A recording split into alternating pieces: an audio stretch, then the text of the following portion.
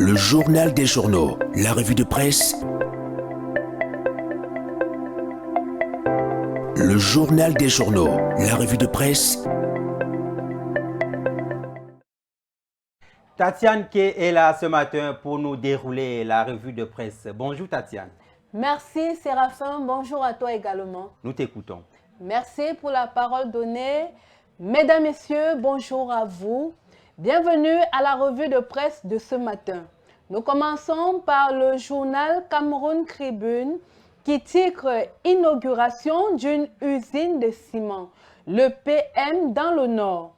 Le Premier ministre chef du gouvernement, Joseph Diongouté, est arrivé hier à Garoua où il préside ce jeudi à Figuil la mise en service officielle d'une nouvelle unité de production des cimenteries du Cameroun, en abrégé Cimancam. Cette information est allée à la page 3. En pied de une à gauche, tabagisme chez les jeunes, des vies enfumées sous forme de cigarettes classiques, de chicha ou d'autres variantes de plus en plus sophistiquées.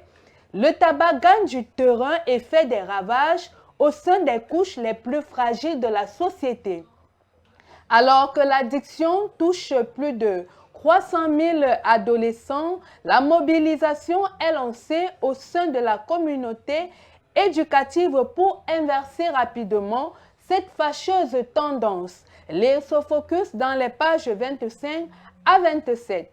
Nous continuons avec le quotidien Mutation qui barre sa grande une. Rachat d'Eneo, Actis ne lâche rien. Le fonds d'investissement britannique prêt à céder ses 51% de parts dans la société pour 78 milliards francs CFA, mais demande à l'État de solder sa dette avant la finalisation du dossier. Cet élément se retrouve à la page 7. Nous poursuivons avec le point Bi-Hebdo qui titre « Bombe artisanale, Minat, Paul Atangadi, l'agneau ».